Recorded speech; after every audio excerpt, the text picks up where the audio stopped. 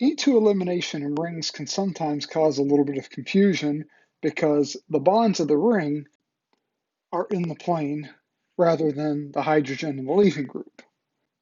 So if we have this problem here, we can't rotate the chlorine or one of the beta hydrogens into the plane because the ring is occupying the space of the plane.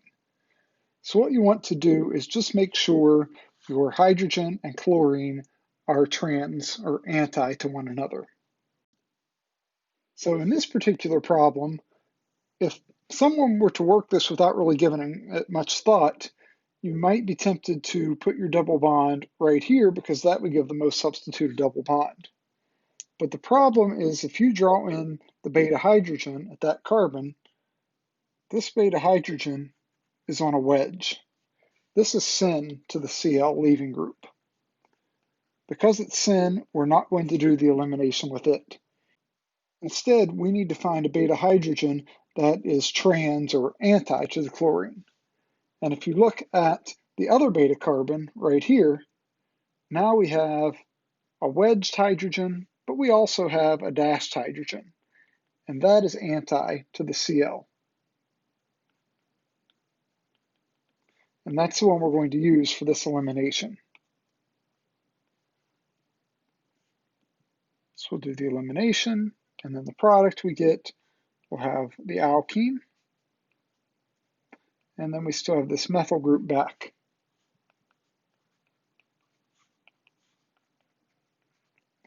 So what you find is the constraint of having the anti-beta hydrogen leads us to not getting the most substituted alkene product in this case.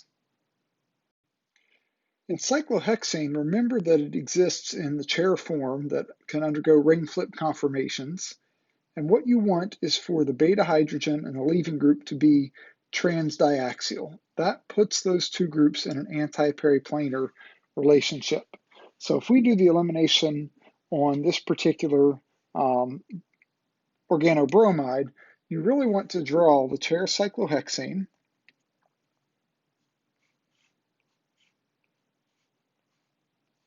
and then put in your groups. So we have a Br that would be up. Here we have a methyl that's up. And from there, look and see if you can find an anti-periplanar beta hydrogen. Here's your alpha carbon, here's a beta carbon, and here's a beta carbon. We have a hydrogen on this beta carbon and this beta carbon that is axial and also trans to the bromide.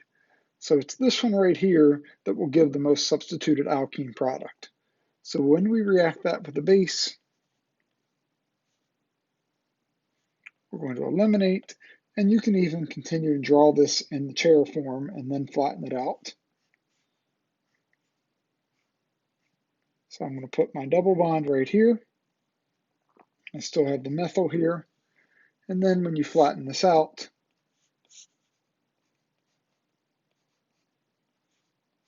this is the product. This example doesn't perfectly illustrate why it's so important to put this in the chair form, because in this case, you probably could have just looked and said, well, I have a back beta hydrogen here, I can eliminate to give the product. And that would have worked out just fine here. But we're going to look at another example where we actually use the chair cyclohexane analysis to figure out relative reaction rates. Here we have two stereoisomers of this disubstituted cyclohexane. In both cases, the bromine is back, but we have a tert-butyl out and a tert-butyl back.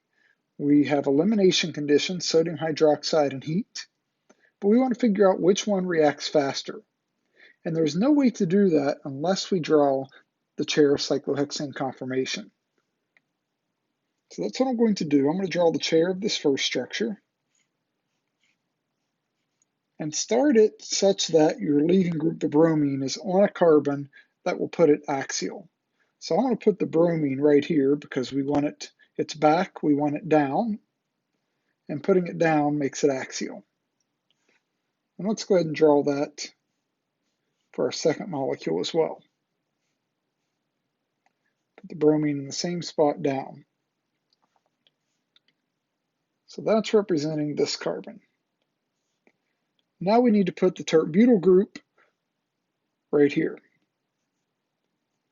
So based on the stereochemistry, in the first example, the tert-butyl group is out, so it needs to go up. And we're going to put it right here. In the second one, the tert-butyl group is back, so it should go down. Between these two, you can eliminate from the beta hydrogen. You can either use this beta hydrogen or this beta hydrogen, and the same is true with this. But looking at the two structures, the one on top should scream to you instability because you have this bulky tert-butyl group axial.